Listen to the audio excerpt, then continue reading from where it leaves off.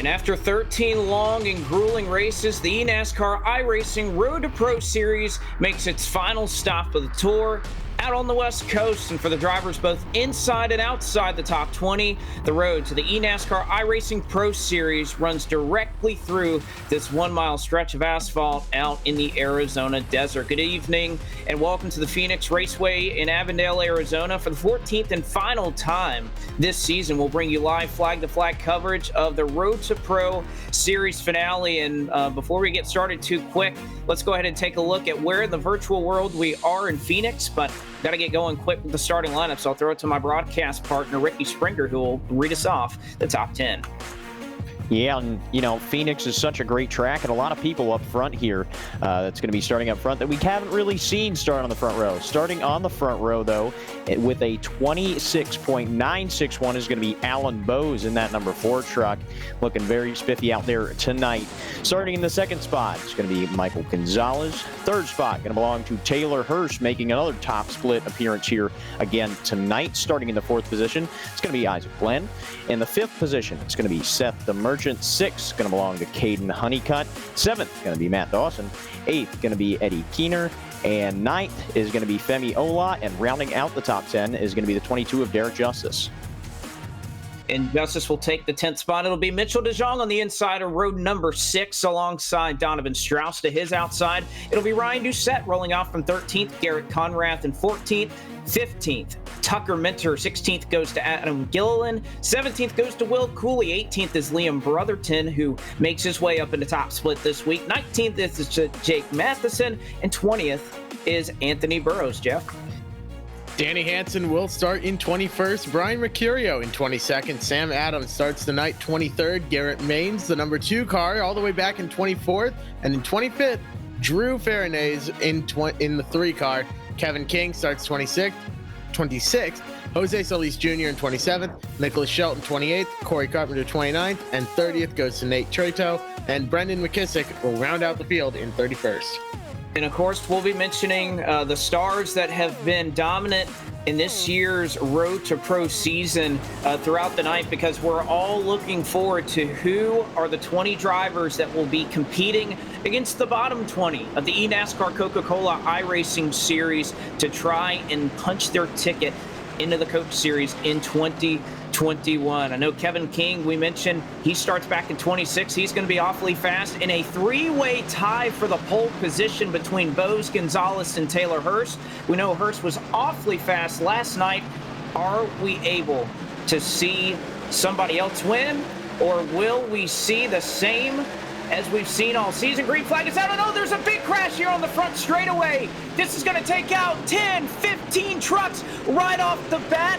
A lot of drivers out of the championship fight. Several cars. Corey Carpenter is involved. Drew Freenash is involved. He was behind the cut line. Nicholas Shelton, and a big crash gets things jumbled up early here at Phoenix. Yeah, right there on the front straightaway. I was watching up here from the booth and saw Danny Hansen go around as well, but we'll see exactly what caused this accident to happen. Just going down the front straightaway, taking the green flag here. Looks like a little stack up there on the bottom. You see 3 wide, and it looks like that green truck there may have missed a shift. I believe that's the 3 truck. Had missed a shift in front of the field, and that stacked everybody up. And that's, well, ultimately what ended up causing this pileup here. Actually, that was Tucker Minter in the 18. He was having some issues and actually took the restart in 3rd gear, and that just checked everyone up. A lot of cars got involved. In this narrow front stretch here, there's nowhere to go. That collected and heavily damaged a lot of strong trucks. Oh, man, and what the amount of implications can hardly be overstated here. We'll ride on board with Garrett Maines. He was 21 points below the cutoff entering this race. You see him hard on the brakes, trying to avoid all the chaos, and it looks like he is just able to escape out of there. But Drew Freenash, a driver who was below, he needed about 132 points in the bag to try and make the top 20. Anthony Burrows above the cut line is involved. Danny Hansen got spun. Brian Mercurio so very close. He gets a little bit of contact, but for the most part is able to escape unharmed. And my goodness, the amount of times that we've seen these guys compete at such a high level throughout this season, Ricky, and all of a sudden, lap one of the final race of the season is where we see a huge accident that's going to take out a fair amount of contenders. Yeah, well, at any point during the season, you expect this to be one of those nights where if everything could go wrong for a certain driver, it most definitely will. And if everything could go right for somebody else, it will as well. So, it's not that surprising that we saw an accident early here, but just the fashion that it happened in is quite surprising to me. It comes down to crunch time, and really little mistakes like that are what will either put you in the points running here and get you on top of that cut line there, or just put you right below it and you'll just miss out and have to try again next year. So, little mistakes like that can't happen, especially here at Phoenix, the last race of our Road to Pro season here. But hopefully we can get this restart out clean and maybe see some of that bumping and grinding that we more expected here tonight, Blake. Well, we're lined up too wide. I'll list off the cars that are scored at least one lap down. Kevin King, Liam Brotherton, Brian Mercurio, Drew Freenage, Corey Carpenter, Will Cooley, and of course Tucker Minter, where all of that started. Obviously a shifting issue that occurred on his machine, but I believe we're going to be seeing the green flag this time, and what a heartbreaker that was for Kevin King, who had an awfully fast truck and avoided some front-end damage, but has some on the rear. But we'll see if we can get away clean this time, and it appears we're able to do so. We still seem so three wide here for about 11th around the Derek Justice machine. Femi Olot to the bottom side, looking around the Baskin-Robbins Toyota as they get off of turn number 2 clean, and they'll scatter away here on this long, big apron they have here on the backstretch. Yeah, and that's just a lot of room down there, a lot of real estate for these trucks to go down. You see trucks 3 wide. See Ryan Doucette there on the outside of 3 wide there for a moment, going through turns 3 and 4. But Blake, one thing I just have to wonder is how low do you really want to go down there on that apron of the track to just, avoid some other cars? I mean, we've seen these guys 3 wide already, almost 4 wide going through here. At some point, you just go too far low, and maybe the trucks on your outside just don't know you're there. Well, you have to mention that, of course, you don't know how low you want to go, and you don't know how much your truck can handle. Of course, open setups here, as they have all season in the eNASCAR iRacing Road to Pro Series. And, of course, with that, you kind of have the option to set your truck as low to the ground as you want. And so, of course, that'll be something amongst different teams that will change throughout the course of this race. You see a battle going on here. One truck rather, into the outside wall. It was Matt Danson off the exit of 2, but he's able to keep it rolling straight here through at least turns 3 and 4. And we mentioned the configuration here. I'm sure some of you out there are wondering, well, why are we calling what these trucks you see on your screen right now turns 1 and 2? We'll work it down the back stretch with the big apron and then into 3 and 4. Well, we're on the older configuration of this racetrack. We are still racing at the Phoenix that has the start-finish line back on what is now the current back straightaway at Phoenix Raceway. So the older configuration, at least as far as the start-finish line is concerned, is the one we'll utilize tonight for this race. But Jeff, I mean, again, it's hard to overstate big issues for a lot of these contenders that were looking to have a good night tonight. Absolutely. And for the guys that survive, now they're sort of realizing in the back of their minds, okay, this really can fall apart, and it may not be my fault. I may not do anything wrong whatsoever, and it can still all come crashing down. So just as important as it is to be a good driver here, to have a good crew behind you, building good setups, you have to be a calm driver. You have to be smart. You have to be able to talk yourself down and say, okay, I can do this. It's out of my hands. If something else happens, I need to just drive this truck as fast as I can. So not only do you need to be quick, not only do you not need to not make any mistakes, you have to be calm, cool, and collected, which isn't as easy as it sounds. No, it's certainly not, but I think the description that you just put in front of us is no better represented in the form of Seth the Merchant. Right now runs in the 5th position.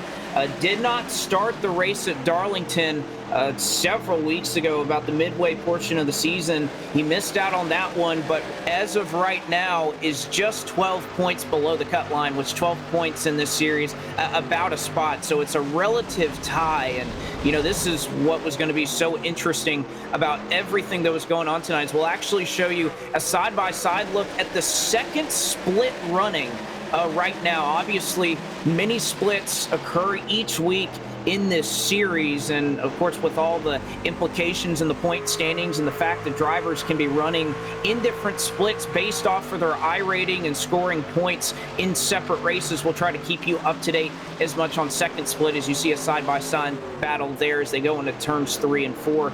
They started clean, no yellow flags to speak of yet in second split. And of course, we had the one caution flag before we even got to the start-finish line in this one that has already collected and put 3 drivers behind the wall. Corey Carpenter, Will Cooley, and Tucker Minter will not see the checkered flag in this one. But I go back to the point about DeMerchant, who, again, is quiet-spoken and isn't a guy that's going to be very bashful or too prideful in what he brings. But when I spoke with him before this race, he and that Horizon Racing team, he said, I think this is the best setup that I've ever built in iRacing. And Ricky, DeMerchant, somebody I've known for a long time, he doesn't mince words, and when he says that, you may want to watch out.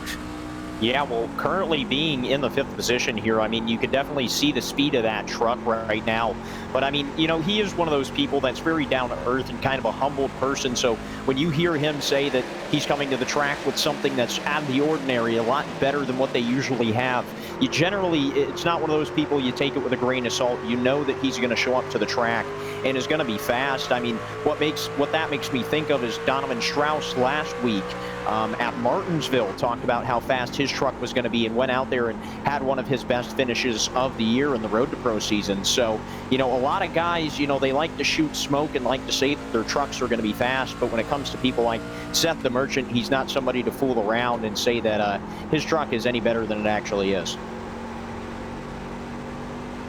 No doubt about it. He's definitely a straight shooter when it comes to his race trucks and the speed that he feels like he has them. And Jeff, obviously, being the setup builder that you are, of course, McConey's setup shop being kind of what your calling card here is in the iRacing service.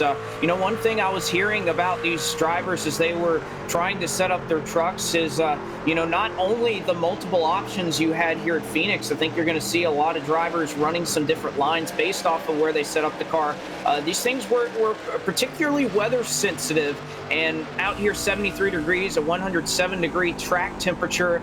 That was something that a lot of these teams were worried about. They did not know exactly where it was going to hit, and you kind of had to be prepared for everything to be in play, because just a little bit of a cooler track temperature, more than what we've seen at other tracks, made a larger difference in how that setup would perform come race day. Absolutely. And not only are these trucks and this track very weather sensitive, but at this track in particular, it is extremely difficult to build a solid setup because you have the open dogleg in the back and 2 wildly different ends of the track. Turns 1 and 2 here are banked fairly steeply, so you have to actually, you know, you can rely on that car to dive down to the bottom, to want to hold the bottom. It might get a little tight on corner exit, but you can manage that. Then you go to the flat part of the apron here, cut off that dogleg. You're going from fairly steep banking down to a completely flat surface. And if you're scraping the ground there in the corner or on the flat part of the track, you're going to be cutting off a lot of time. And if you're scrubbing off speed, you are just wasting potential. And then you have the sort of half banked, half flat turns 3 and 4. And you have to be able to account for all 3 of those in your shock package, which is easily the most important part here. Those shocks have to be set perfectly so that you can go from the steep banking down to the flat dogleg over to turns 3 and 4, which is a mix of both. It's not at all easy to build a setup here, and it's even harder to drive it. It's definitely hard, and you know, you talk about many tracks that are different in both 1 and 2 and 3 and 4. You have 8 to 9 degrees of banking in turns 1 and 2, and about 10 to 11 in 3 and 4, and that matches the banking that you see in the dogleg if you elect to take it. But it seems many of these trucks have found some speed down there on the apron of the dogleg, so I don't imagine that those 10, 11 degrees of banking will come into play very much. We see a battle for third right now on board with Isaac Gann, who is directly behind Caden Honeycutt. And, you know, Ricky, this is a driver that I've talked about a fair amount, but we haven't exactly seen a lot of Isaac Gann here as far as top split is concerned. But the one thing that has really impressed me about Gann this season, he basically started after the 4th week of the season, didn't run at Daytona back when this series got started in March, didn't run the race at Rockingham, And when we pulled up to Homestead for the third race of the season, he only scored 11 points. But guess what? He has overcome all of that, been incredibly consistent, usually through second split in this series. And right now, he sits 144 points above the cut line, which, I mean, is just so impressive when you got to think he's handing these guys 300 or 400 points at least to start the year. And somehow he's able to overcome all of that. And you can see exactly why he's running up here at third in top split.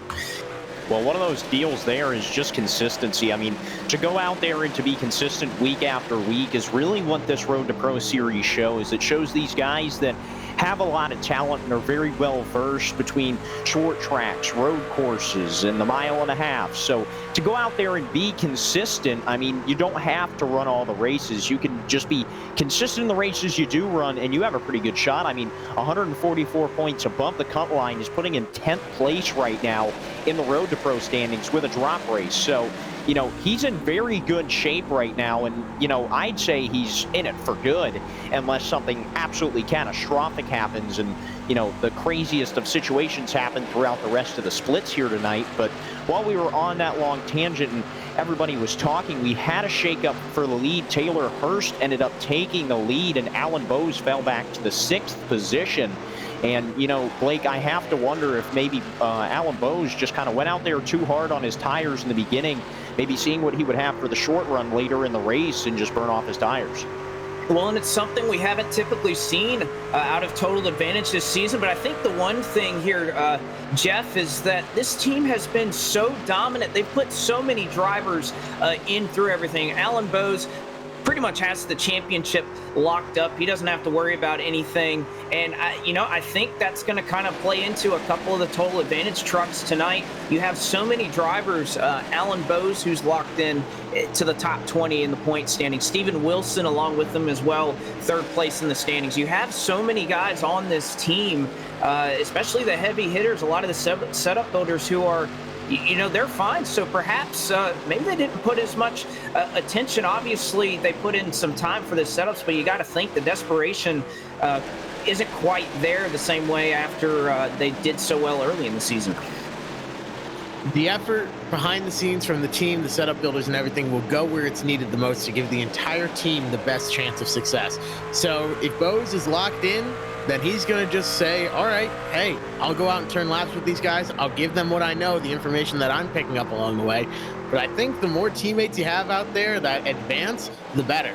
So if you're out there and you've got some friends, I think the efforts from the team behind the scenes is going to go into the drivers that need a little bit more to try and make it in versus the guys that are already locked down. Not that the guys that are already locked in aren't as important to the team, not that they aren't going to get any effort at all. But if you need to put in the extra hours and burn the midnight oil for that last guy to make it in, I think the teams are going to be more than willing to do that. Certainly so. You also have to balance the fact that a lot of these teams work with a lot of the drivers that you see even competing side by side in the eNASCAR Coca-Cola iRacing series as we speak. And of course, you have to think about the balance of resources for a lot of those teams that work double duty, having to prepare for basically what is 2 race days. Certainly something. Change up here for second place is Seth DeMerchant. We mentioned that he was very confident coming into today. He's up into the second spot, and another driver and a teammate of Seth DeMerchant with Horizon Racing, as well as an affiliation with Burton Kligerman Esports, is directly behind him. Donovan Strauss started all the way back in 12th and has worked his way up to 5th and is working with DeMerchant. And, you know, right now, Ricky, those 2 trucks look awfully strong, along with our leader, Taylor Hurst, who has about a 5 or 6 truck length lead over DeMerchant. Yeah, and Donovan Strauss actually ran this pack down. He was quite a few car lengths back, almost where Alan Bowes is right now, and ran this pack down as he looks to the inside of Caden Honeycutt down the front straightaway, and he will dive it down to the inside. So move Donovan Strauss up a spot. And we're just going to have to see what his truck can do here in the long run. I mean, he obviously has the short run speed, only 32 laps into the race at this point, but we're just going to have to see where that truck takes him. But right now, that 51 truck looking very sporty, Blake. He certainly is. You know, I don't want to go any further without mentioning Taylor Hurst right now running at the front of this field. Obviously, a heartbreaker last time out as we went to the Martinsville Speedway and Taylor Hurst did everything but win the race there. Was running in the lead for just about the entire running of it until late in the race, gets a little bit of Martinsville contact, and unfortunately wasn't able to get the win that he so desired. However, the importance, Jeff, is the fact that, Hurst, another driver that is right along that cut line.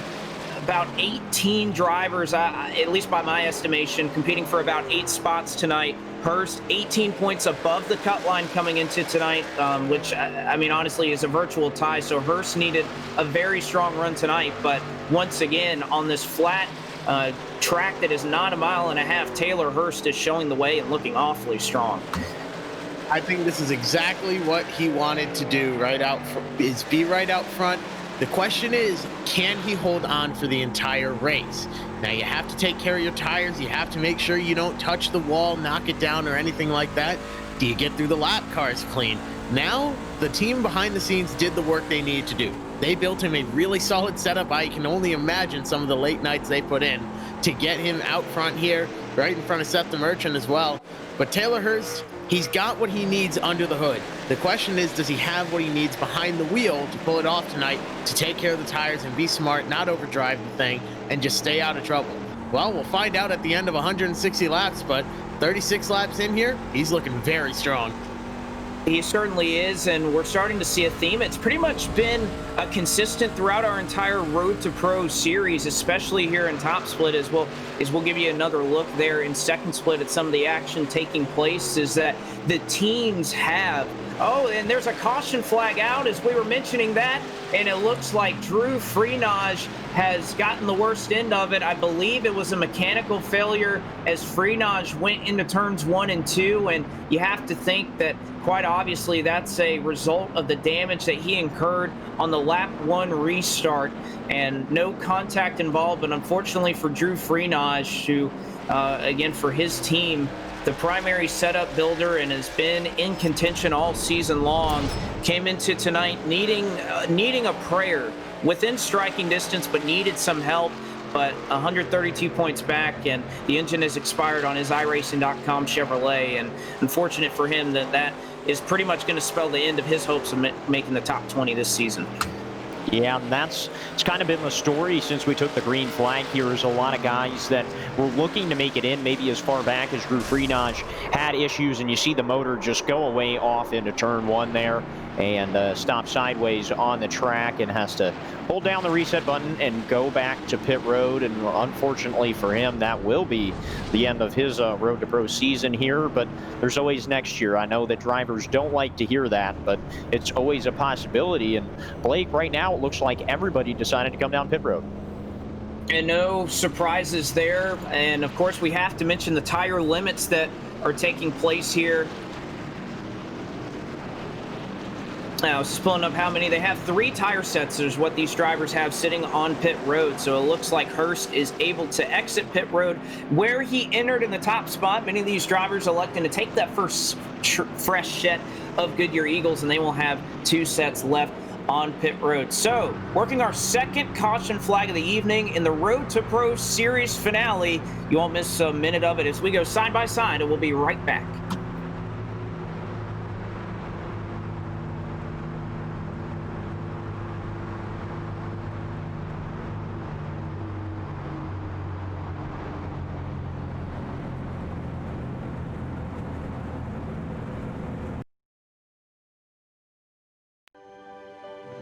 Back at North Wilkesboro, North Carolina, where the field is rolling out for the start of today's 400-lap race on this 0.625-mile racetrack. And just as the field comes all around turn number 4, the sunshine peeks through, helping warm things here.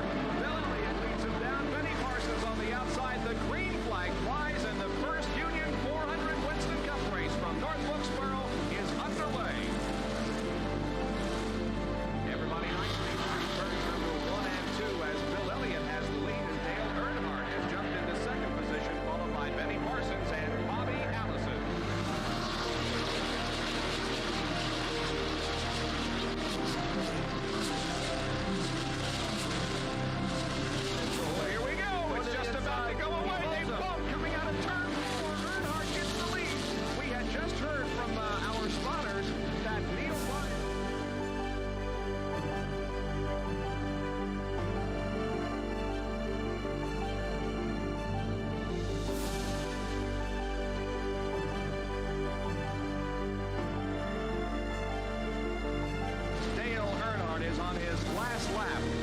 will be his 24th career win. Dale Earnhardt wins the first Union 400 at North Wilkesboro.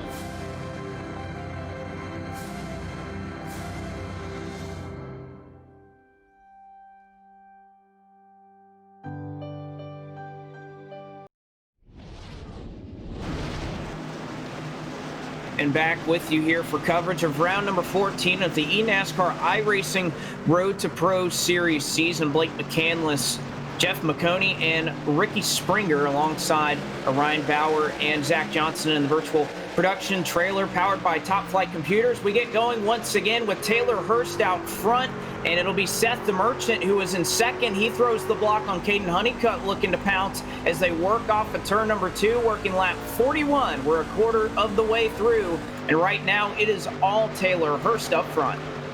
Yeah, and all Taylor Hurst. That was a story at Martinsville as well. And then that last lap pass, or last couple of laps pass, and pushed him back to almost the 5th position there. And he got shuffled out of the way. But speaking of getting shuffled out of the way, Garrett Maines has been shuffled all the way back to the 12th spot, is in the middle of the Hornet's nest right now. After that restart, got put on the outside of 3 wide going off into turn 1, and has just fallen like a rock back to the mid-pack lake. He has, and this is a driver that was right behind that cut line. The win at Martinsville did a lot to help his case and give himself a fighting chance when they came to Phoenix tonight. But not only is Garrett having to fight the drivers in here, but we were looking at second split a minute ago as Vicente Salas and Michael Cozy Jr., who were running up front, battling for first and second in that race. And you know, that's something that we're going to have to keep our eyes on here, because for drivers like Garrett Maines, for drivers like Seth the Merchant, Blade Witt, maybe even Sean Butler, who's a couple splits down, they need all the help they can get, and they don't need Vicente, who's 21st in the standings, and guys like Benjamin Nelson running up in the top 5 in second split. They don't need those guys to collect all those points. They need them to have some bad luck. So right now, Maines in that position to try and move forward and get as many points as he can. You never want to wish bad luck on any of your competitors, but you know, maybe you've got something back there in the back of your head or something in the bank where you're going, okay, maybe I just get a little bit of good luck tonight. Maybe I can earn a couple more points. But I think these drivers here, though, are focused only on this race right now. And if I'm out there, I'm just saying to myself, you know what? At the end of the race, I'll know if I made it or if I didn't. And that's sort of the attitude that you have to have here with this. If you get in your own head, it will really psych you out. You start worrying about points. You start worrying about where you're running now, where everyone else is running. It's enough of a chore, enough of a task to run your own race here, let alone adding other stuff onto it. You need as few stresses in your life as possible when you're fighting for the win here and a chance of racing up in the Coke Series for quite a lot of money. Certainly so, and one way to ease the stress is you see the onboard shot on the right-hand side of your screen of Michael Cozy and Salas's battle for, again, the lead in second split, which will hand out, call it about 330, 320 points or so to win that split. So a lot up for grabs for those drivers. But we look to the left, back to the left side of the screen. One driver that doesn't really need to worry. We talked about all these guys that are worried and stressed out about making it. Well, guess what? There are a couple drivers in here tonight who are locked in to that top 21, one of which being Ryan Doucette, and a battle going on for 11th right now with Mitchell DeJong, who rides in the 11th position. Yeah, and that's a very fierce battle going on. Kind of where the mid-pack, you see Garrett Maines just right back there behind Alan Bowes in that battle that you're talking about there. But, you know, Ryan Doucette had such a stellar season at the beginning, of course, getting the win at the beginning of the season and really starting off the season well, and has continued to run well throughout the Road to Pro season and has had a couple bumps in the road, but fairly clean throughout this whole entire season. Somebody similar to him is Jake Matheson, who is also locked in and has retired the car for tonight. He got some damage on the first lap incident that we had going down the front straightaway, and I believe the horsepower on that truck was down just a little bit more than he wanted to run with. And I believe on the, I think in second split, we might have a 3-truck battle for the lead. Yeah, they're starting to duke them up here, both in top and in second split, as right now you see Taylor Hurst is all over the back bumper as we take a look at both splits going on right here. There you see Solace and Cozy once again battling for the lead. They're entering 3 and 4. You also see Taylor Hurst and Seth DeMerchant on the left side of your screen, and DeMerchant has slowly worked his way forward along with Donovan Strauss, who is now directly behind this battle in the 3rd position. So gotta say, those Horizon trucks look awfully strong, and directly behind them you see another pair of trucks, Isaac Gann and Derek Justice, who has quietly worked his way up into the top 5, is now a battle for the lead. DeMerchant goes down to the bottom of 3 and 4, running just along the yellow line, and it looks like Hurst is going to just surrender it to him. Moves Seth DeMerchant in his Horizon Toyota to the top spot in his final chance to try and work his way back into the top 20. Merchant is strong there. He got around Hurst, but again, this is a long race. We're only about a third of the way through this race, not even. You have to be smart. You have to be patient. How much did they use up when they were battling there? How much was Seth pushing it? How much was Taylor pushing it? You have to sort of sit back and wonder what's going through these guys' minds. And if really Taylor Hurst was just sort of going, all right, guys, I'm just going to back it off here. I can cruise in 2nd place. We're not even a third of the way through. They'll be able to cruise indeed, but again, all these guys need the most amount of points possible, and there's really no better spot than the top 2 spots in top split. You can get about as many points winning 2nd split as you can for finishing about 3rd or 4th in top split, but maxing it out is what the intentions are for DeMerchant and Hurst, and right now they have controlled this race for a good portion of it. Caden Honeycutt, somebody who has qualified awfully strong all season long, trying his best to hang on, and he is the cut line right now, just sitting 5 ahead. The 20th driver locked in, at least at the moment, for the Road to Pro Series Top 20, and he started up front, started in 6th, but it doesn't appear that many of his Nexus teammates have experienced the same success or the same speed that he has right now in his Ford F-150. Yeah, and a couple of his teammates, Jake Matheson, who I talked about just a couple of minutes ago, was involved in that first lap accident there. But that Nexus Esports machine has been quite fast this whole entire season, as a caution is out on lap 55 here. Looks like the 32 machine has looped it around on the back straightaway. And it's going to be the 32 machine, I believe, of Danny Hansen who gets the worst into this. And they went 3 wide off the exit of turn 2, and it looked like Corey Carpenter, Nate Trito, and then, of course, the driver that we just mentioned got spun around. On the inside of the dog leg there on the apron was Danny Hansen, and some contact here in the back of the pack once again will put us under the caution flag for the 3rd time this evening. And Ricky, I know you and I have covered a handful of these races. I'm a little surprised, honestly, because we went to a lot of tracks. You think of Darlington, Martinsville, and a couple of others where you can have these long, drawn-out green flag, or you don't typically see those long drawn-out green flag runs, and I thought we may see some of the same tonight, but it appears we're just not able to at least keep it straight for the time being. But also a big moment here on whether to take tires or not. Some trucks in the back will elect to take it, but most up front looks like they're going to stay out. Absolutely, and that just comes down to the pressure that is running right now for this Road to Pro season. A lot of guys are right around that cut line. I think when we talked before the pre-race, or during the pre-race, Blake, that there were 8 drivers outside the cut line right now that have a shot tonight to make it into the Road to Pro standings here, whether they're in 2nd split, even 3rd split, or some guys here in the top split. So, I mean, the pressure is definitely on for these guys, so it's not really surprising to me that we're seeing a lot more accidents and a lot more contact here, because the drivers aren't willing to give up really anything out here on the track. You think people like Seth DeMerchant, who's currently on the point for tonight's race, he's outside the cut line. He wants to stay in that lead here and try and take home tonight's win, because that will definitely secure him inside the top 20, and a lot of other guys are going to want that same position that he's in. So, you know, it's all going to come down to these drivers are going to push too hard at some point, and we're going to see a lot more wreck race trucks than what we saw at the beginning of this race. But to back up what you were talking about with tires, I don't really think anybody should pit it. Was kind of a long run there, but I don't think really any of the front runners will like to come down pit road, as we see them still out there pacing. No, and I don't think looking at the running order here that there were really any drivers that are in contention or at least in the points as far as they're concerned that really came down pit road that last time because, again, you just don't want to be wrong on that guess. You have to get the max points possible, so you either take the gamble or you don't, and it seems many of these drivers electing to save what is left of their 2 fresh sets of Goodyear Eagles on pit road. However, I'm looking at our standings right now as they run, and one driver that really pops out on that was Kevin King. Insanely fast is what I've heard pre-race. A lot of these teams were eyeing that ride for the team as being one of the fastest drivers to watch here tonight.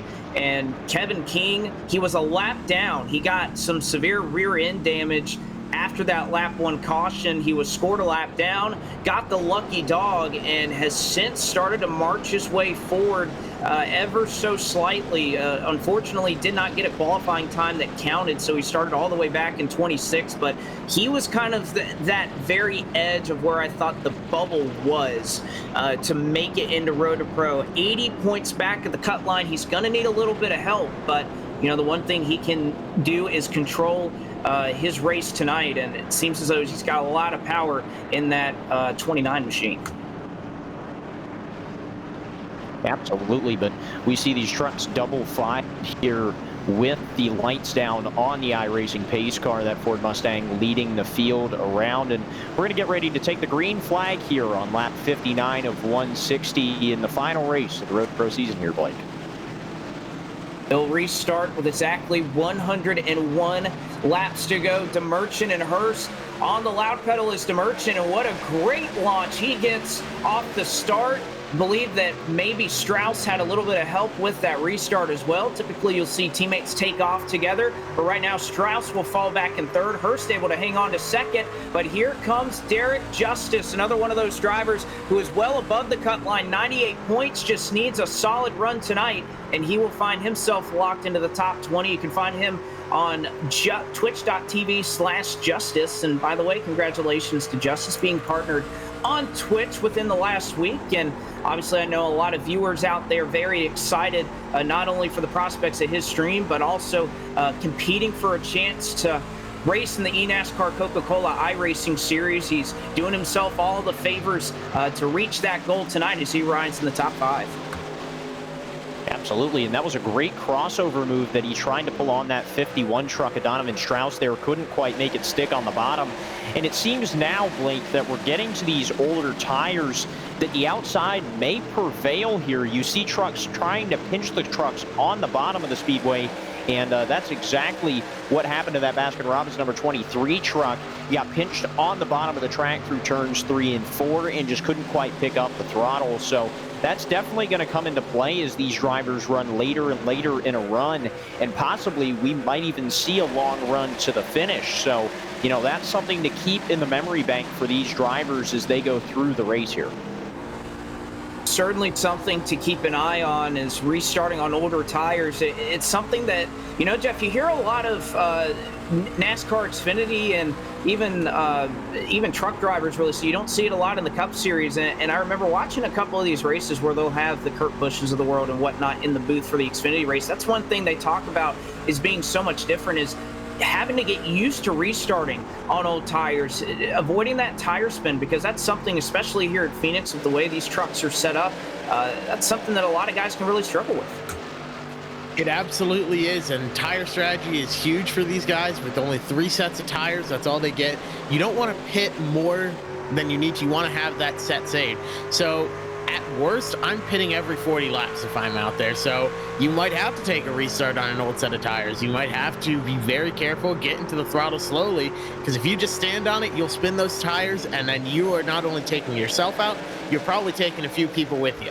And they are not going to be at all happy with you, as they are now 3 wide there on the backstretch. Very close quarters racing here for these drivers. Everyone wants a piece of it. Everyone's going to be aggressive on the restarts, though. You just have to be careful on those old tires not to spin them.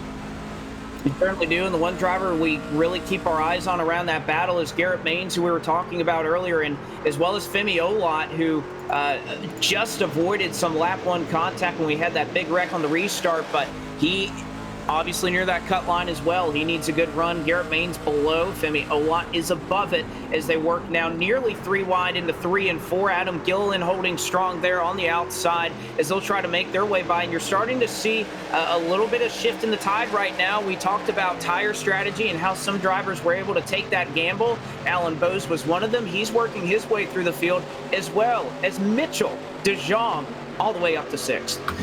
Absolutely, and you could just see the run that Alan Bose gets off the corner. He was just in front of Derek Justice there and pulled at least 2 car lengths coming off of the corner on Derek Justice, and those newer tires are just able to pick up the throttle a lot sooner and stay to the bottom of the track. You see Alan Bose now trying to take over, I believe, the 3rd spot down to the inside of the 23 truck, and or 24, I apologize, and he will get to the bottom, so we'll move him up to, I believe, the 6th position, if I am correct. But the newer tires definitely looking spiffy out here, and that's definitely something that, again, we're going to have to keep in the memory bank. I hope these drivers are taking notes, because there is a lot of stuff going on in this race in the mid-pack and even towards the back that these drivers up front, if they don't have a spotter or a crew chief with them tonight, they're not seeing this stuff happen, and that might be troublesome for them come later on in the race. Oh, certainly, and that's not something that's just unique to these drivers. The eNASCAR Coca-Cola iRacing Series drivers dealing with a lot of the same things as well. And we have a little bit of an update from second split. It appears they're running under the caution flag. We still see Vicente Salas there leading the field, but obviously the pace has slowed there for an accident on that in that race. So we'll have to keep up with everything that's going on right there, as I believe they're going to be coming to a restart here momentarily. We'll see if we can't show you that as they get underway and see if they can avoid some of the troubles we saw in this race. But nevertheless, Mitchell DeJong is on the march as he goes by Taylor Hurst. He's all the way up to 3rd, and this is really showing, Jeff, the difference that fresh tires can make, because DeJong, not slow by any stretch of the imagination, but wasn't exactly working his way through the field. We had about let's call it a 10 or 15 lap run just before we got going green. He elects to take fresh tires, and right now it's paying dividends for the VRS Toyota. I'll tell you what, that's a bold call to make for that VRS Toyota, but he is certainly enjoying it now as he goes through the field. Now he's up to 2nd. He's going to make a run for the lead here, and there's a good chance he'll be able to take it away. One driver that's slipping through the field, though, that was up near the front, Derek Justice, has now fallen all the way back to 12th. I think he's just sort of holding on, and he's along for the ride. He's now battling with Garrett Maines down on the inside, trying to get a run, but back in 12th and possibly could slip even further. Well, and I don't think they're necessarily slow. I think that's just the tires catching up with these drivers. You saw Femi Ola, Eddie Kerner started to make their way forward on fresher tires, Liam Brotherton as well, Alan Bose, Mitchell DeJong. So I think it's just only a matter of time before those tires catch up as we get a restart on the right-hand side of your screen, and Mitchell trying to make his way by Seth DeMerchant here on the left side of your screen. As you'll see, they'll rocket into turns 1 and 2 on the right side as they look like they're able to get it squared away. But here comes DeJong all the way to the top spot as he's going to bypass Seth DeMerchant. They'll be side by side into the dog leg, but as they enter 3 and 4, the driver who was already locked in, and I guess many would call him a favorite to make and qualify his way into the eNASCAR Coca-Cola iRacing Series, he goes to the top spot, and Alan Bose will follow suit as well.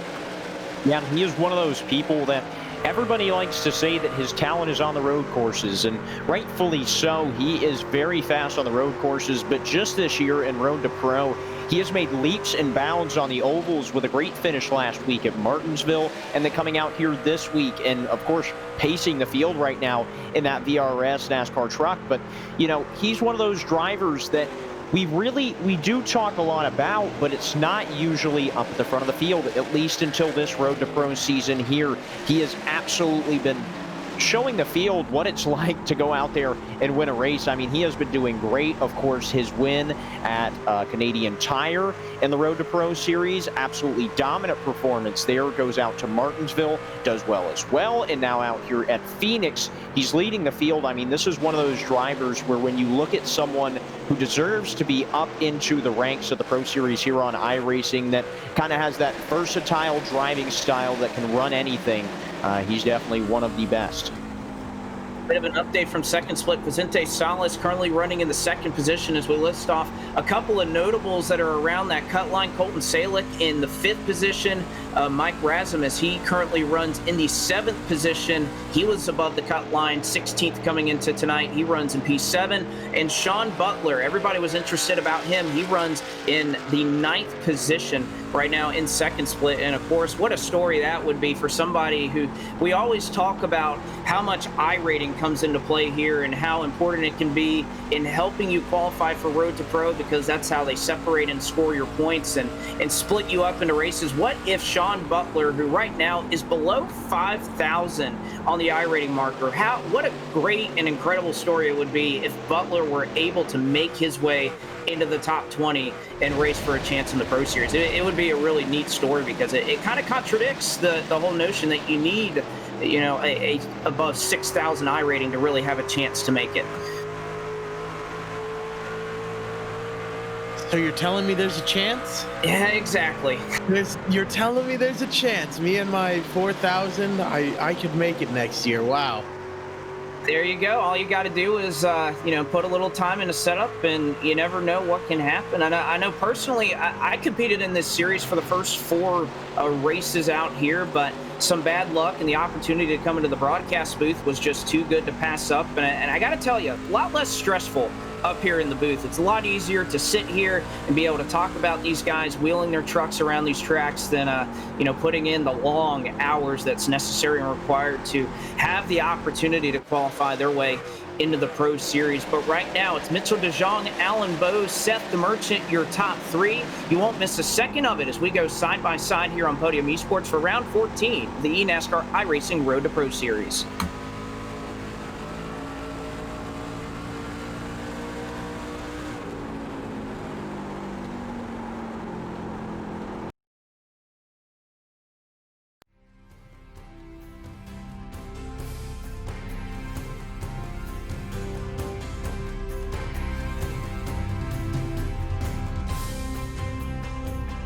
Presenting the California Clash featuring iRacing.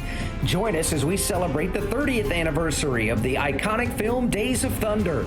Our iRacing throwback event will showcase the 1987 NASCAR Chevy Monte Carlo and Ford Thunderbird stock cars at the virtual Auto Club Speedway. Many will enter, but only 23 drivers will make the field and get the chance to take on the 20 invited VIP locked-in drivers. Join me, Alex Hayden of the Motor Racing Network, the voice of NASCAR, alongside Bob Jenkins and Justin Prince, as we present to you the California Clash, hosted by Eric E. Stepp from Out of the Groove. After 30 years, you still can't outrun the Thunder.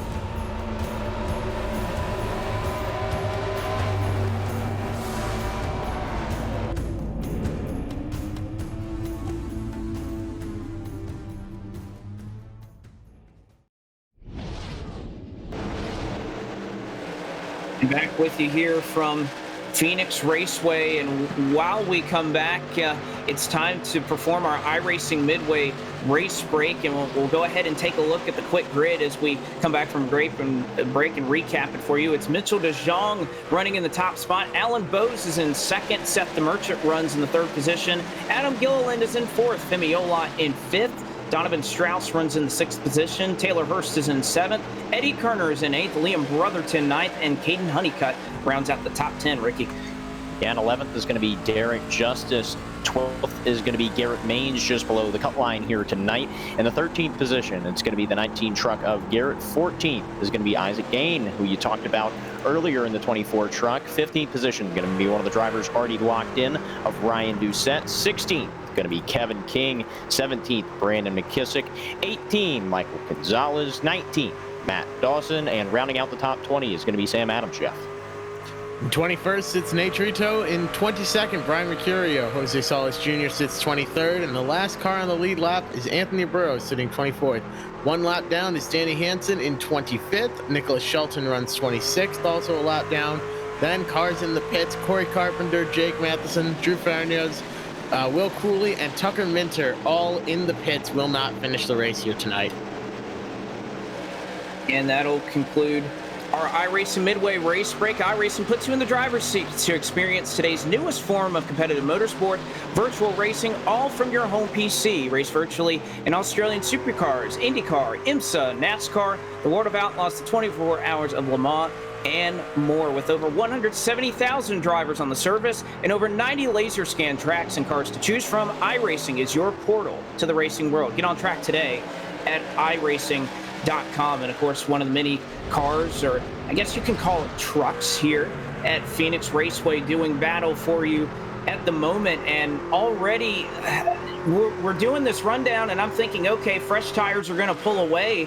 But how about Seth the Merchant, who got past and is back running these guys down who are on much fresher tires than him? Yeah, and I think the tires at this point are starting to equal out now. I mean, this track is so abrasive on tires, especially driving it down onto the apron, then having to come back up onto the track, then set up for turns 3 and 4, of course, in the older configuration. You know, this track is very difficult when it comes to taking tires. You want to take tires because, of course, it'll make you faster, but when it comes to being on newer tires, they really don't last that long. But as I say that, Alan Bowes has driven it to the inside of Mitchell DeJong, and he will take the lead. And now another battle for the lead as Seth the Merchant now going to dive down to the inside. And what a drive for that number Toyota, as DeMerchant looked to fade along with the tires, but that Toyota is red hot tonight, and it is not going to be denied as they'll work through 1 and 2 once again. Moves Seth the Merchant with Justin O's over Alan Bowes here down the back straightaway. Bowes still trying to fight and claw on the outside, but I don't think it's going to be enough. DeMerchant now, oh, here comes Bowes, and this is what was so interesting when we were talking pre-race, was how these different lines are going to come into play. These setups, depending on how they set their truck up, can run low, can run high, can run in the middle, and Bowes is able to defend. I thought DeMerchant was going to go right on by, but Bowes able to hang tight there on the high side. Rolling that outside works well for Bowes, but I don't know how many other drivers would have been able to pull that off. That truck was able to just ride on the outside and carry the momentum around on the outside, and that's huge. I think Seth the Merchant now is looking for another run. He's got it down low. He's at the quarter panel. He'll have the run going into 1. They're side by side entering the turn. Even, dead even through the center. Now exiting. Advantage on the outside to Bowes in speed. Advantage in time around the track to DeMerchant on the inside, the shorter distance around. Here he comes. He's good. Could have a run at the lead here coming to the line, but he's not clear yet. He's not clear yet, but can he get it off the corner? Bowes will surrender the position as he lifts just a second. DeMerchant will go down low to block, and Seth DeMerchant, against all the odds, against all the tires, is somehow back up front despite having an extra set on pit road. And if you think that maybe this isn't the fastest truck on the racetrack, I can't think of a better example to show than that. What a drive, as on older tires, DeMerchant eventually cycles through to where the pace in that truck is better than 15 or 20 lap fresher tires. And guess what? Donovan Strauss not very far behind. He's rolling up. Those Horizon teammates awfully strong, and now here comes Donovan Strauss looking all over the back of Mitchell DeJong. He'll go to the bottom of the dog leg, and Strauss looking for a way on by to the podium positions. On the 51 truck on the inside of that VRS Toyota of Mitchell DeJong. We'll see them side by side from the back bumper of Alan Bowes' truck as they work their way off of turn 4. Going to be dead even down the front straightaway, and you know, that 51 truck, to me, it seems like he can just cut through the center of the corner so much better. You see it right there. The rotation in that truck is absolutely awesome. Gets a great run off, and I think he's setting his sights now for the second position of Alan Bowes in that light blue 4.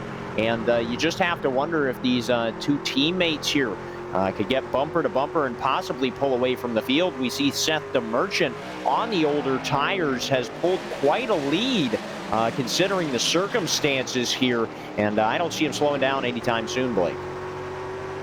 No, I don't either. And what a season it's been for Donovan Strauss, as it's been a true roller coaster of a 2020 campaign for the very young man who was trying to qualify his way in. Started about as well as you could. A great run at Daytona. Almost followed it up with a win at Homestead. Another great run at Atlanta. Charlotte was obviously very strong. And then came a bit of a slump for Strauss, says in a couple of races, in about 4 races, he scored just about as much as he did in just one race that he had at Homestead. So it was an awfully tough stretch for Strauss in the middle of the campaign, but he has rocketed back. 325 points at Texas, 344 at Martinsville, and now Strauss doing a lot to help his case. He'll go on by Alan Bowes, and right now Horizon Racing top 2 on the board.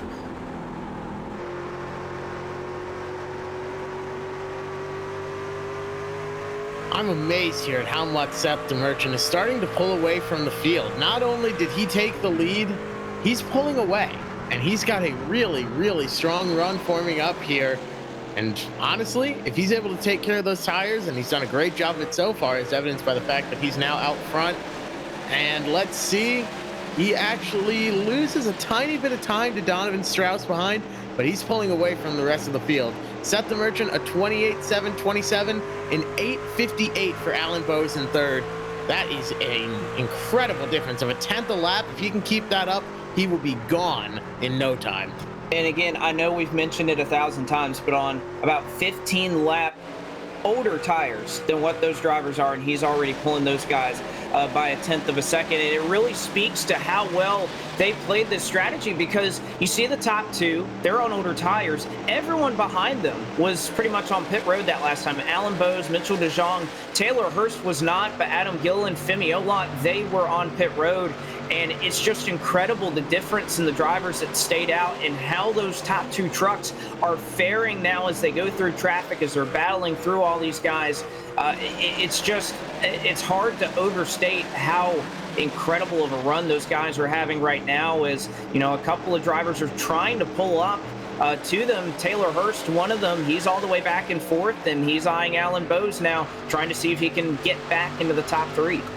Yeah, and huge points implications going down right now on pit road. Caden Honeycutt decided to come down pit road. He was all the way back to the 17th spot, has just pulled into his pit box, and maybe trying to play some strategy here. He's going to throw on right side tires, maybe throw on lefts as well. It's definitely going to put him at least 1 lap down here.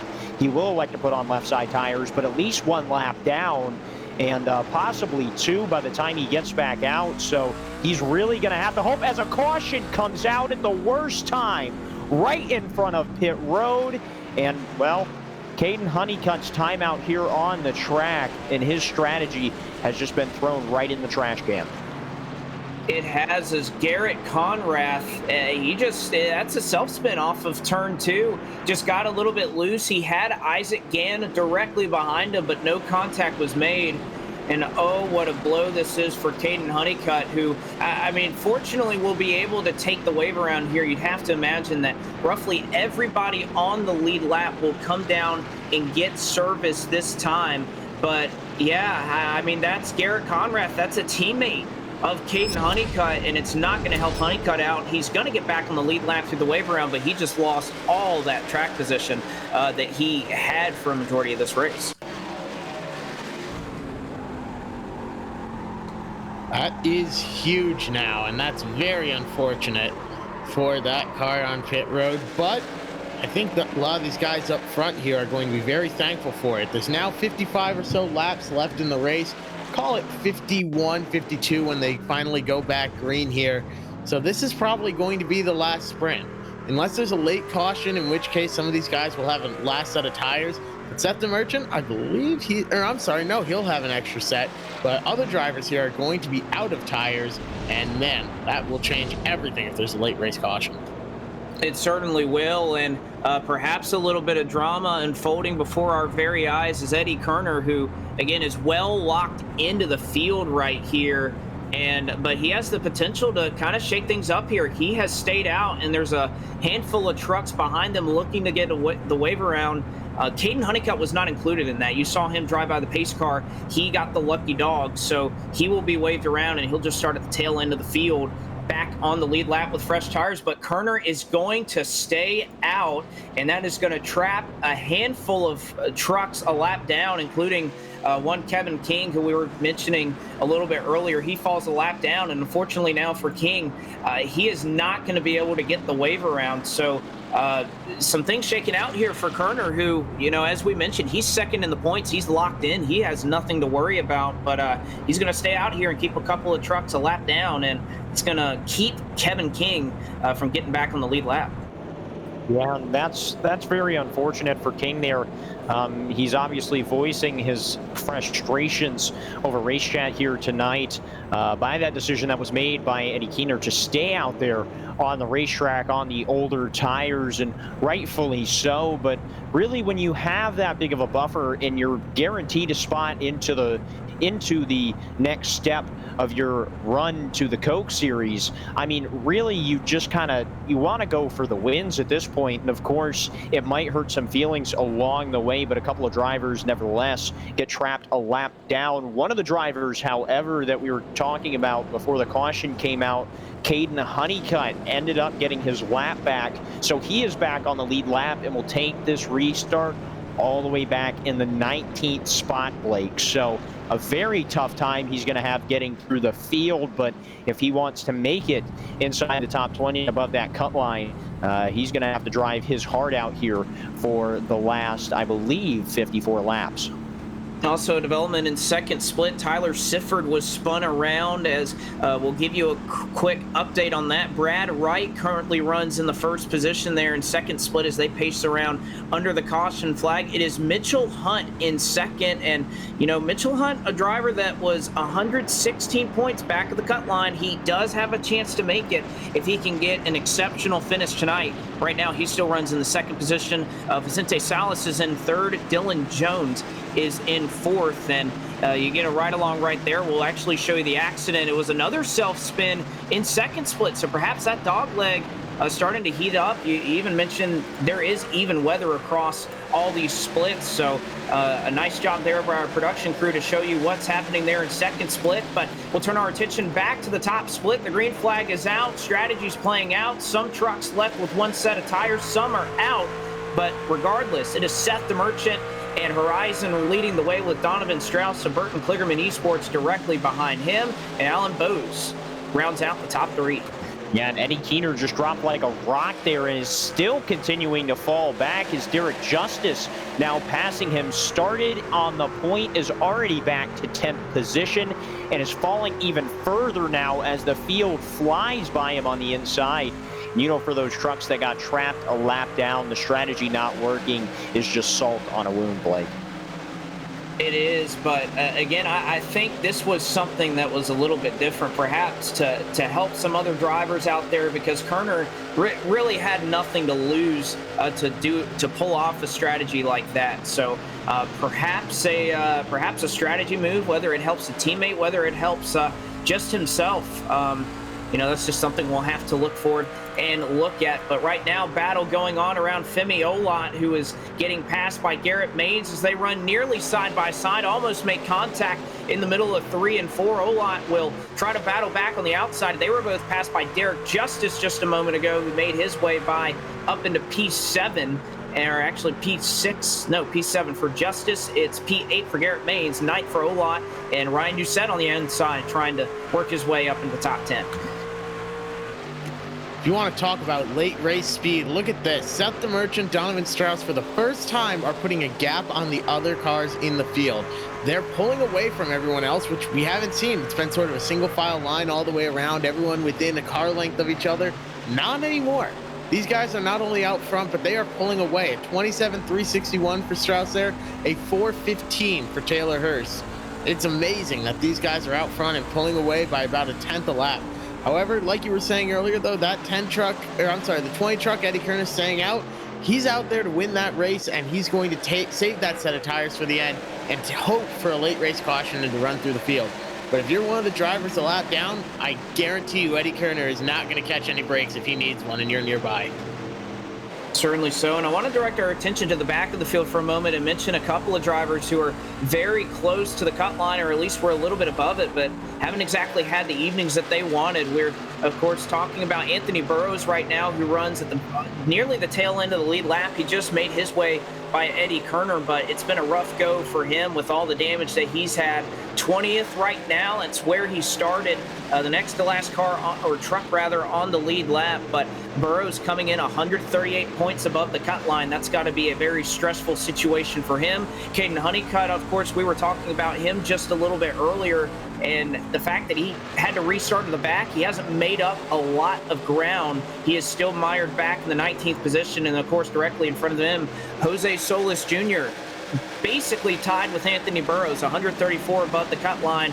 He's an 18th and just hasn't had the speed in his machine. And one more, I promise, we'll be done after this. Brian Mercurio, 216, so he's got quite a bit of a cushion, but running back here in 16th, sure, not where he wanted to go, but he does have a pretty sizable cushion at that. So that's an update from at least some drivers that are kind of starting to sweat here with just 45 laps to go in the 2020 Road to Pro season. They're trying to find the path there, but the path is narrowing, and with a lot left to be decided, I wouldn't want to be behind the wheel of one of those trucks right now.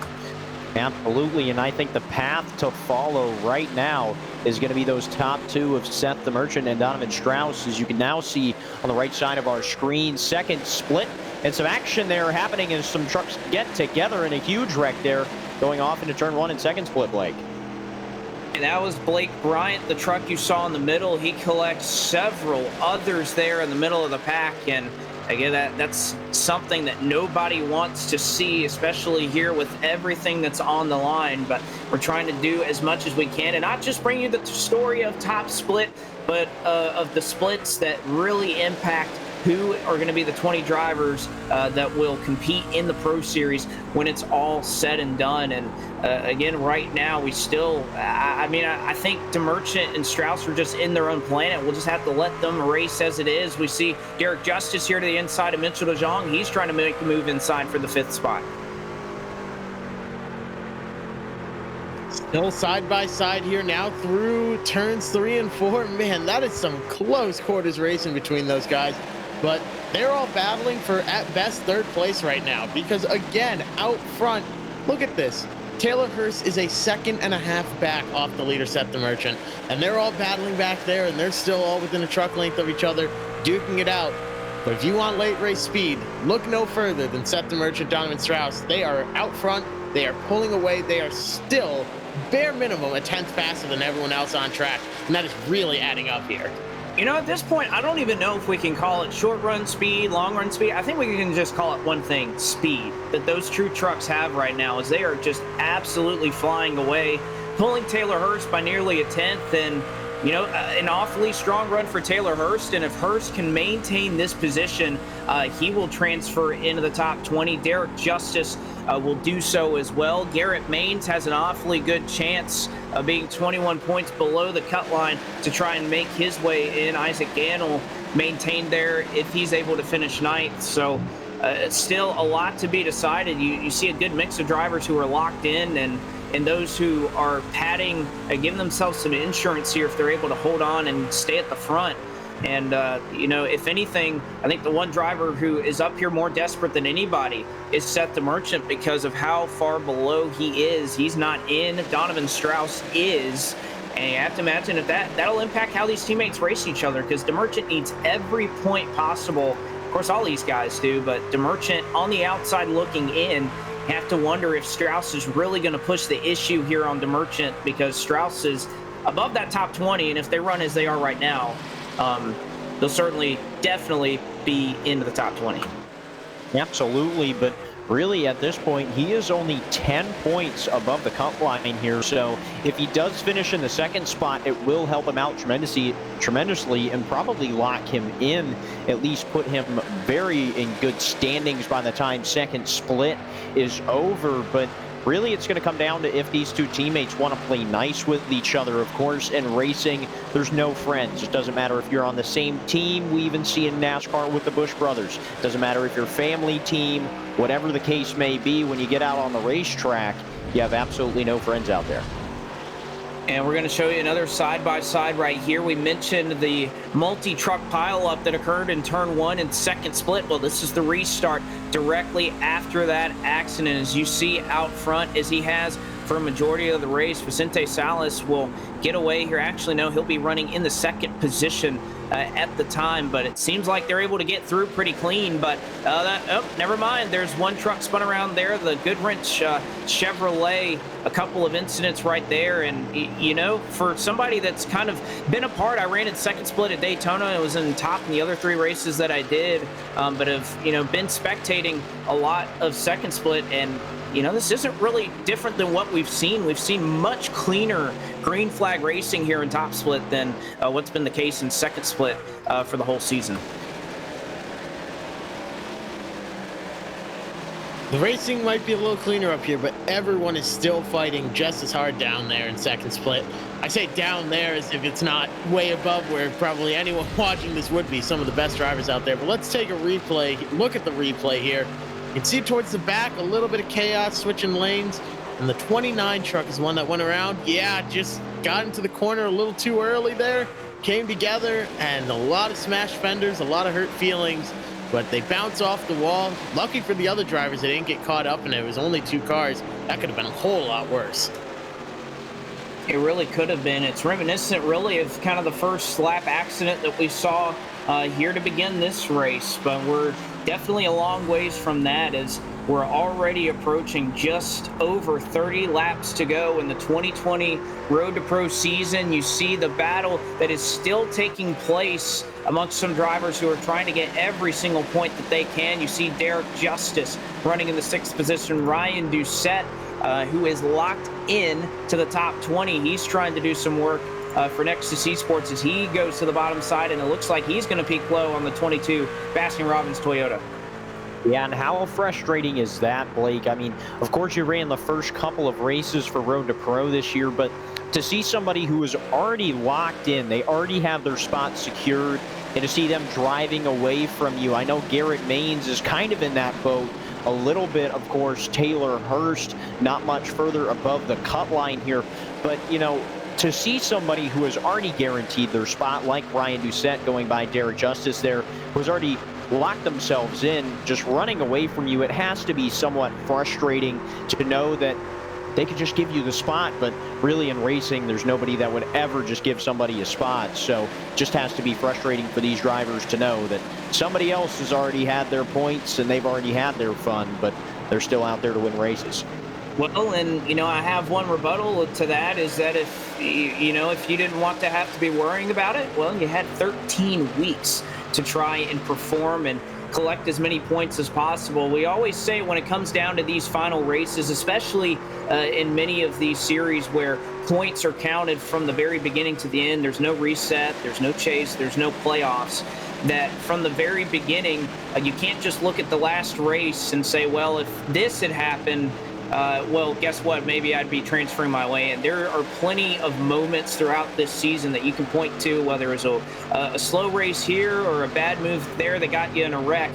You can't just always point to the last race, but of course it's what's fresh on everybody's mind at the very end of the season, knowing that this is their last chance, their last opportunity to try and make their way into the top 20. Once again, riding on board with the Baskin-Robbins Toyota, he's made his way up into 7th. It was Ryan Doucette who made his way by him, and even directly in front of them, Garrett Maines starting to look awfully strong in his Smithfield Toyota. He's moved all the way up into 4th. Last week's winner at Martinsville, and wouldn't it be a story if this late season surge by Garrett Maines could put him into the top 20? There's certainly a chance. He is running up front there. He's moved up to 3rd place. His last lap, a 28.536, but still up front, a 492 and a 477 from DeMerchant and Strauss, respectively.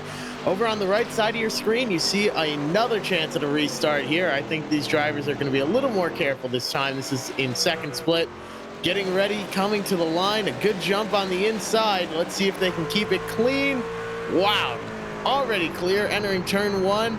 If you're the leader, you're awfully happy to be clear, not have to worry about anything. Looks like they're going to make it through turns 1 and 2. Nice and clean, though.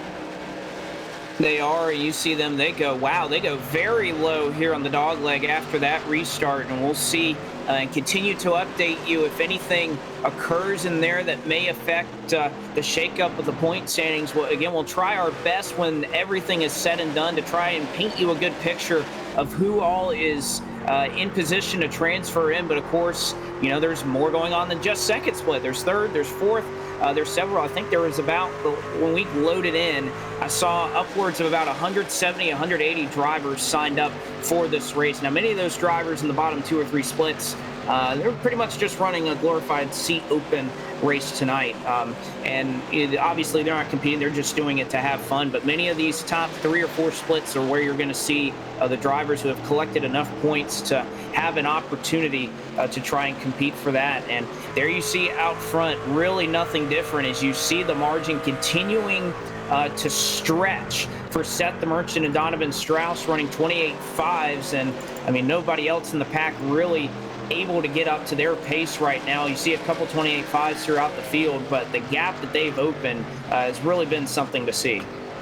And I was just about to bring up the point. Garrett Maines, the past 2 laps here, has ran almost. This past lap, he ran a 28.510. Our leader, Seth the Merchant, at a 28.574. So Garrett Maines, one of the fastest trucks on the track here the past 2 laps, and we'll see if he can continue that march forward. But the first truck that he's going to have to deal with before running down those front 2 of Seth the Merchant, Donovan Strauss, is going to be Taylor Hurst in that 21 truck.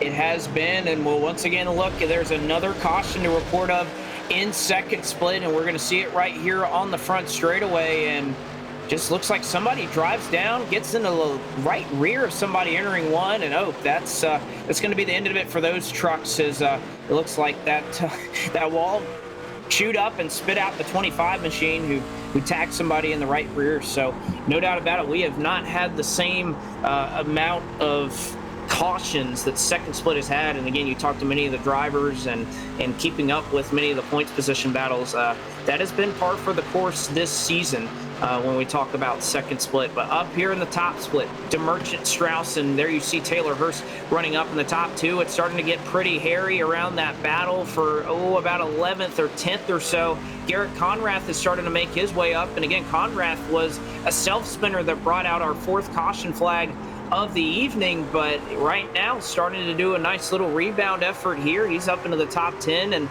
pretty nice side-by-side battle going on behind him for 12th. Gonzalez, Gilliland, and McKissick all duking it up.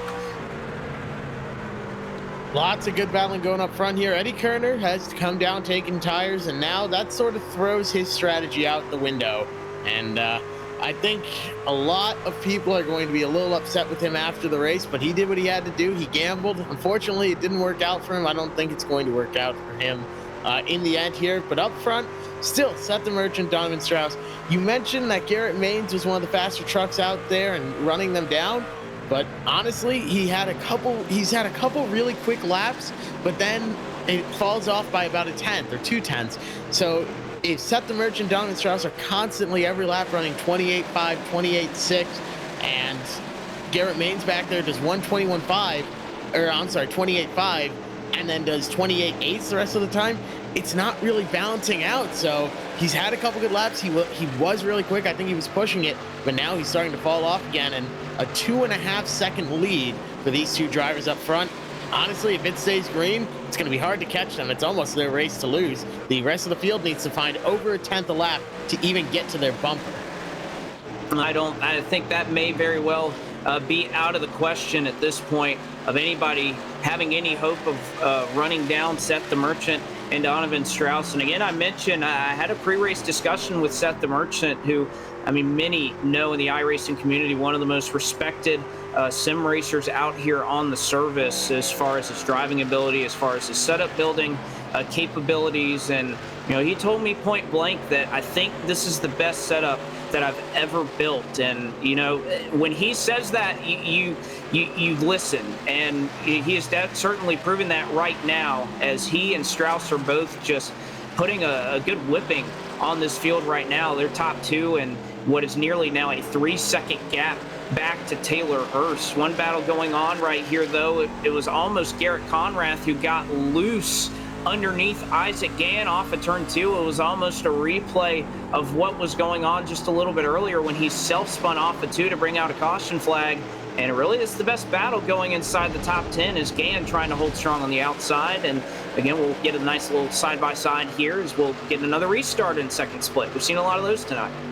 Yeah, a lot of restarts in the second split, of course, on the right side of your screen, and some blocking being thrown down to the bottom of the track as they're going to file off into turn 1, 2 by 2. And one thing that never fails to surprise me is this part right here, the diving onto the apron. Look at how low these trucks go here, all the way down to the bottom side of the apron there through the dog leg.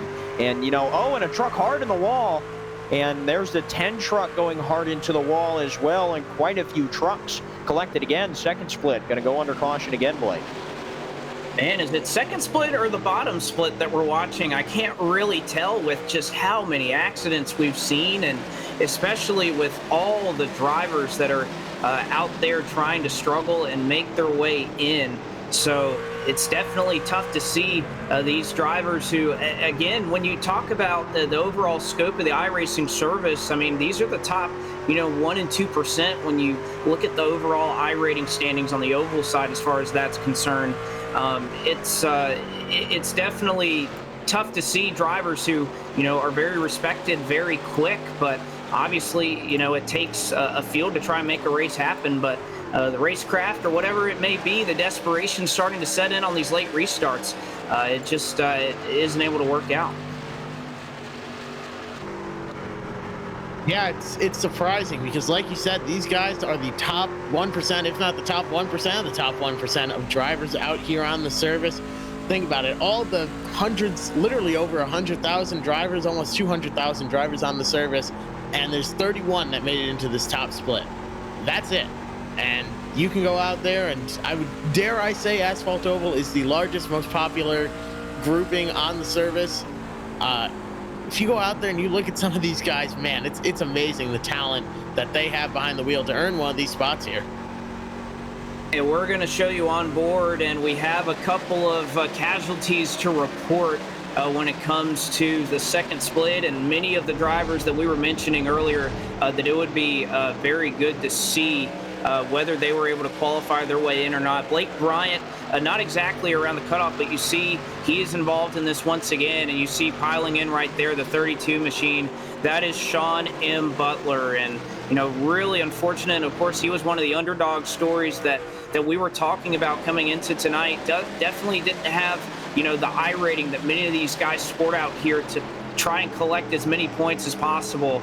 And I know there's a lot of fans out there that are going to be disappointed to hear that, but Sean Butler wrapped up in that, and it appears that his quest to try and make the Pro Series will unfortunately come to an end tonight, as well as a handful of drivers there in that second split that have just run into a lot of misfortune tonight. But a change up in third in this race, and it is Garrett Maines, who is quietly becoming one of the fastest trucks on the racetrack, and Maines needs every point he can, and making that pass right there, that's 10-15 points right there that he's able to get over Taylor Hurst. So Maines doing all he can to try and fight his way in.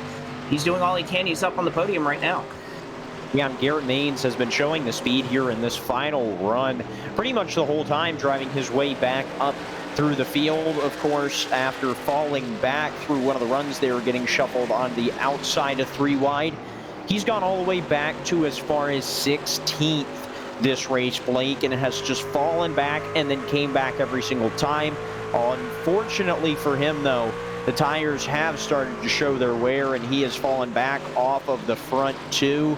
But, right now, the front 2 are separating. The 2 teammates might be a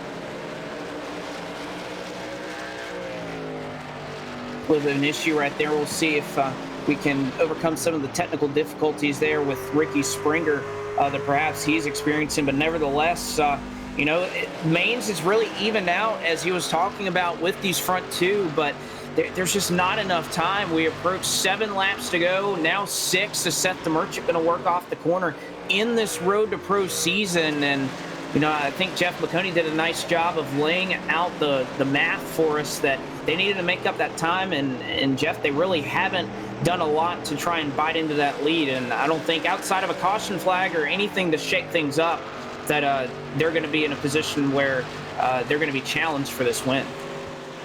Absolutely, and I like following along with the math and doing the math behind the scenes here. And right now, they would need about 0.6 a lap They would need to be 0.6 a lap quicker than Seth the Merchant to even reach his back bumper, let alone get around him to even reach him. Now it would be about 0.7 of a lap, 7.5 a lap to even get to his back bumper. He's even starting to pull away from Donovan Strauss, who was hounding him right on his back bumper the whole time. Right now, 5 laps to go, coming to 4 to go. If you're Seth the Merchant, you are just sitting there and waiting and hoping there's no caution, because if there is, that's trouble for you. It is, and as the picture becomes clear on where these drivers might run when all is said and done, it's going to be a stressful evening waiting for the results of the remaining splits to finish for a couple of drivers. Caden Honeycutt's going to be one of those drivers on the cut line right now. He currently runs in the 15th position, which, isn't terrible when you think about the points. It's somewhere around the 200 range he's going to be collecting, but he is going to be in a vulnerable position. Brian Mercurio running back in 16th. Femi Olot needed a strong run tonight. He sat just above the cut line, and he is running in the 17th position. Jose Solis Jr. in 19th. Anthony Burrows in 20th. All those drivers who were in or either just out and need those strong runs. It's not going to be a fun post-race meeting with the team after this, because they're going to have to pull out the calculators and just see if they're going to be able to pull it off. But right now, unchallenged up at the front of the field as they'll take the popsicle sticks in the air. 2 laps to go for Seth the Merchant, who again missed. That's right, missed Darlington. Of course, you get 1 drop in the point standings, but his drop was a flat 0, and it appears that he is going to have just enough to hang on, and he's going to see the white flag this time by 1 more trip around Phoenix Raceway for Seth the Merchant. His season started with an alliance with SPG Horizon. They separate, and I talked with him earlier. He wasn't sure if he even wanted to pursue qualifying for the eNASCAR Coca-Cola iRacing Series, but he certainly answered the bell tonight. Seth the Merchant's not only going to win tonight at Phoenix, he's going to punch his ticket into the eNASCAR iRacing Pro Series. Look at that celebration there, just sending it into turn 1 with the drift for style. I think he is through the roof right now, celebrating like crazy, as he deserves to do. Started in 5th, worked his way all the way up to 1st, and wins the race in not just good fashion, but dominant fashion. Pulled away from even his teammate Donovan Strauss, who came home 2nd, and had over 4.1 seconds to 3rd place Garrett Maines. And a spectacular drive for Seth the Merchant, who perhaps wins one of the biggest races in his sim racing career, and he's going to burn it out on the front straightaway with his teammate in Donovan Strauss, who has a big night. But, Seth the Merchant, he may take home the win, but he is not the only driver who is probably doing some fist bumps and some yelling and shouting after he crossed the start-finish line after the Joey Logano burnout that Seth the Merchant did. You see Donovan Strauss, obviously, he's likely in a good position to transfer as he finishes up in 2nd and was above the cut line. Garrett Maines, it's going to be awfully close, but a 3rd run for him is good. Taylor Hurst is in after finishing in 4th. Bose and Doucette are in. Derek Justice did a lot to help his cause. He's in. And you see the team right now doing a nice little park, flexing their muscles, as Horizon was the team to beat, and they really showcased it tonight. And the Merchant takes home the win. Well, while we wait for some of these drivers to sort themselves out, we'll go ahead and take a look at the full running order, and we'll give you as much of a detail on each of these drivers as possible to see where they were running in their respective points positions. So we'll take a look at it now. Seth the Merchant, your winner tonight. He was 12 points out. He earns max points tonight, and barring some type of miracle, he is in to the top 20. Donovan Strauss came in above the cut line. He finishes up in second. You have to imagine that's going to be a ticket for the youngster. Garrett Maines is in third. He's going to have to wait things out, but you have to imagine that his odds are good. Taylor Hurst, he's above the cut line. He finishes up in fourth. Taylor Hurst is on to the Pro Series. Fifth goes to Alan Bowes, who was already locked in, along with Ryan Doucette. Derek Justice was already above. He finishes up in seventh. You have to imagine that he is in as well. Mitchell DeJong was locked in eighth. Ninth goes to Garrett Conrath, and rounding out the top 10 is Michael Gonzalez. Brandon McKissick started dead last and worked his way all the way up to 11th. What a fantastic run through the field for him. Isaac Gann in 12th. Adam Gilliland with a great run in 13th. Matt Danson in 14th. Brian Mercurio finishes in 15th tonight. Caden Honeycutt had a rough night, but comes home 16th after some unfortunate pit strategy did not fall his way. Femi Olot finishes in 17th. Liam Brotherton in 18th. Jose Solis Jr. in 19th, and Anthony Burrows rounds out the top 20. He was sitting 138 points to the good. I don't know if that's going to be enough, but I think he's going to be waiting with bated breath. He's got a good chance of it, I think. And Burrows, as well as a couple of drivers right there. Jose Solis Jr., you mentioned Isaac Gann. He probably locks his way in with a 12th place finish. Brian Mercurio is going to be on the edge, but I think he's okay. Caden Honeycutt's really going to have to sweat this one out after a 16th place finish. 21st, King came in with a lot of speed, but never really had the opportunity to compete after being involved in that lap 1 accident. Couldn't overcome the damage. He finishes up in 21st. 22nd goes to Danny Hansen. 23rd, already locked into the Pro Series, is Eddie Kerner. Nate Trotteau in 24th. 25th goes to Nicholas Shelton. 26th to Sam Adams.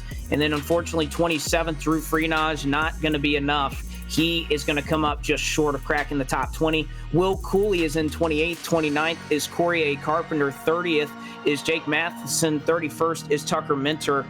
And of course, it goes without mentioning that, of course, all of these results are unofficial. All of these drivers must go through an approval process to be awarded their pro license. But so just a note that all of this is unofficial until that review process is completed by iRacing. But you have to imagine for most of these guys, they have nothing to worry about, and they will transfer their way in. And let's see if we can't catch up with some drivers, one of which is very happy, and Seth the Merchant.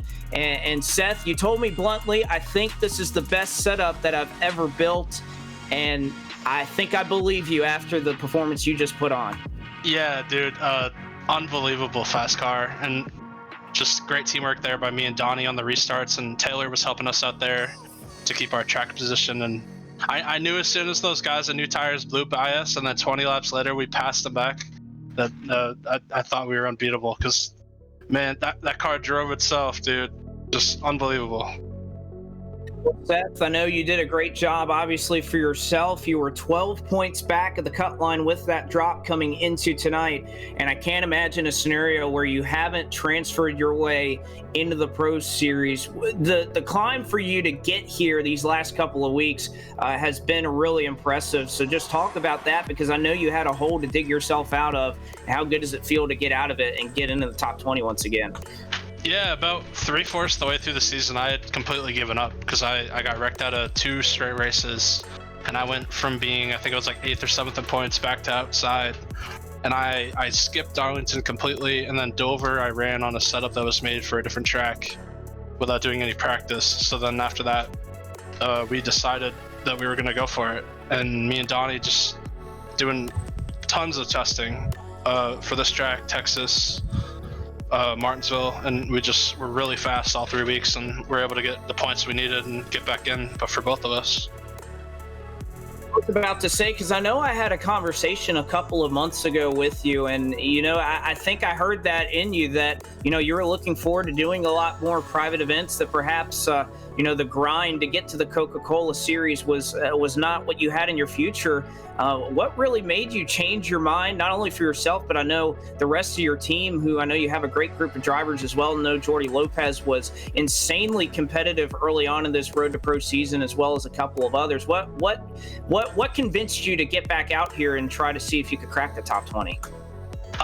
What really saved my season was that massive break we had in between races. I think after Vegas, going into Canadian Tire, like I had made my mind up that I was done, and then we had like almost an entire month, I think it was, in between those two races before the next one. It was like 3 weeks or something, and I changed my mind. We ended up running Canadian Tire, and we did decent. It kind of put us back to the point where we would be able to get in if we'd just keep doing what we were doing early in the season. So we went at it and worked really hard on the sets and got them to where they needed to be and got the results. Certainly did. Well, Seth, I'll hand you the mic one more time. I know you're a tight-knit group over there at Horizon, and it has certainly paid off as not only you get yourself in, but the teammate that we'll talk to just after this interview, Donovan Strauss, he's going to be following you into the Pro Series as well. So I'll go ahead and hand the mic to you one more time. Yeah, just all the guys at Horizon for testing, especially Donnie. The past 2 weeks, he's put in an unbelievable amount of laps, doing runs, changes. We've been back and forth on different versions, trying to figure out what's the best thing to do, and just huge thanks to him especially. Well, Seth, congratulations. You are into the top 20. I know it feels good, and congratulations to you. We wish you the best of luck when these things switch over to the Xfinity cars, and who knows, maybe we'll be seeing you in the Coke Series next season. But for everybody here from Podium, congratulations, man. Thank you, Blake. And that's Seth the Merchant, and we are, again, keeping tabs on second split right now. They have 9 laps to go. Again, it is Vicente Salas that is leading that race with Witt in second. They actually have an accident here as somebody is blown up here with 9 laps to go, so the caution flag is out in that split. But regardless, we'll move forward and talk to Donovan Strauss, who basically came in on the cut line, and it could go one of two ways. And certainly when we were talking to Seth, we sensed the confidence that he had, and obviously you were a big part of that, and because of that, you're into the Pro Series. How does it feel? All I gotta say is I didn't think this season would be this long, this grueling, this time-consuming. And in the end of the day, it's been an up and down season, literally from the highest of highs, from Jordy winning Daytona and Homestead, going off with a bang, to, Dover, Richmond, Darlington, Mosport, where I shreked out 4 races in a row. And we rallied in these final 3 races from 240 points back and came and made the top 20. That was insane. I have no words. It's incredible to think about, because I know even when I was competing with you guys, those first couple of races, it was amazing the speed that Horizon possessed, and how all of you guys were well on your way, it seemed, to being in the top 20. But then those mid-season troubles hit you, but you guys stayed committed to it. You stayed after it. And obviously it paid off. But I know, Donnie, that you obviously you've done a lot of maturing this season, and I know a lot of people out there may not be aware of the age that you are, but you've certainly been a part of some of iRacing's biggest events, whether it's the Atlantic Castle Qualifying Challenge or obviously the opportunity to compete in the Coke Series next season. Let everybody out there know what age you are, because I think the people want to know. Oh, I recently turned 15. It's my first attempt at going for pro, my first full year on the service, and we're in the Pro Series. It's quite amazing stuff. But okay, I'll ask you one more question before we go. And looking forward to the Xfinity car, I know it's a long way from these trucks, and being the small operation that you guys are at the Horizon, you have all these super teams. I know Dead Zone's going to have what seems will be roughly half the Pro Series field. How do you guys think you're going to fare and compete against a lot of those drivers, where maybe it's just you and Seth and a couple of small friends getting together and trying to make it against the big dogs? Yeah, it's definitely going to be a new challenge, but I'm happy we have more horsepower for sure. I love the Xfinity car on here. It's probably my favorite car, so that's really good. All I got to say is if we had the speed we had tonight in the Pro Series, we're going to be flying. So, well, Donnie, I'll hand you the mic one more time. I imagine it'll sound similar to your teammate and Seth the Merchant, but I know you got a lot of people out there to thank. Horizon, BKE, I'll go ahead and let you do the honors. Well, first I got to obviously thank Merch.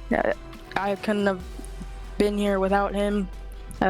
This past week we've done at least probably 3,000 laps combined with each other, and we turned into a dynamic duo at this stuff, and it's a lot of help for him when I'm doing a lot of laps. It's a lot of help for me when he's hitting the buttons and on the setup and all that stuff. But I can be here without him, and can't thank Burton Kligerman Esports enough for supporting me on the second half of the season. Valvoline, JDR Graphics, all of them. I can't believe we just went out like that, but I'm amazed right now.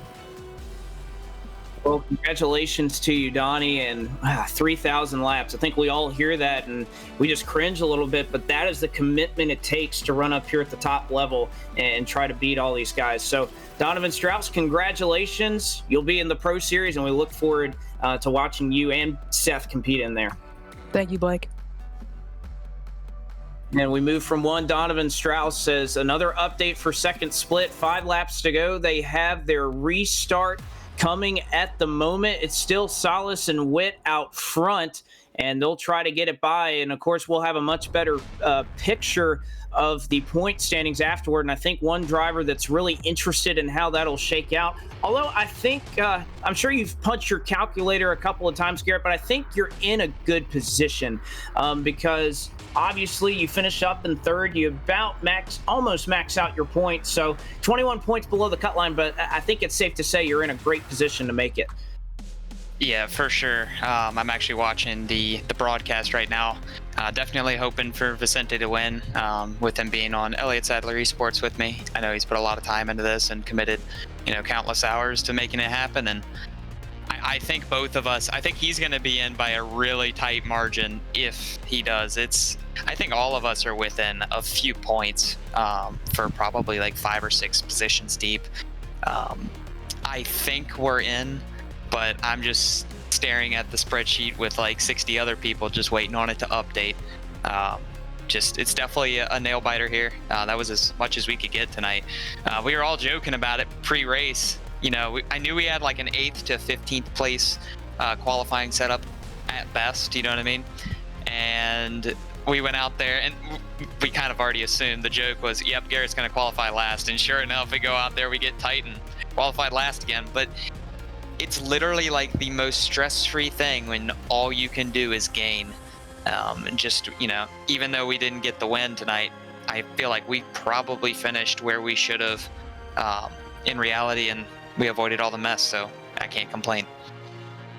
No doubt about it. And, you talk about the late season surge and, for even somebody like me that thought just a couple of races in, you have some bad luck early on. You think, well, unfortunately, it's not going to, it's probably not going to shake out to the top 20. What really pushes you guys onwards to try and keep fighting when you don't have that luck? Because obviously, that you're in a deep hole, but you just rise to the occasion. You win last week at Martinsville, and you get a 3rd place finish. What is it that keeps driving you when just all these factors come into play? What keeps you focused to try and get the job done?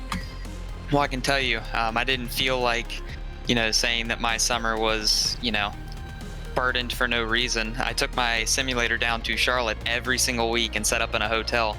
Had to stuff it in the back of my car for each race. And I did that last season. I actually skipped my real life races for this, and we ended up being the first person not into the next round. So, for that to happen again this year, we didn't want to see that. And everybody's, been really committed with me over at Elliott Sadler Esports, and with Blake Cisneros and Brendan Kohler and Liam Brotherton, Vicente Salas, Seth Ryder, and Michael Jeans putting all the time that they do into it. Just it makes it to where you can't give up on them. You know what I mean? Like there's so much time and effort put into it, to not give it your best and, put every second that you can into it to make it happen. The last few nights, and especially like last week, same thing.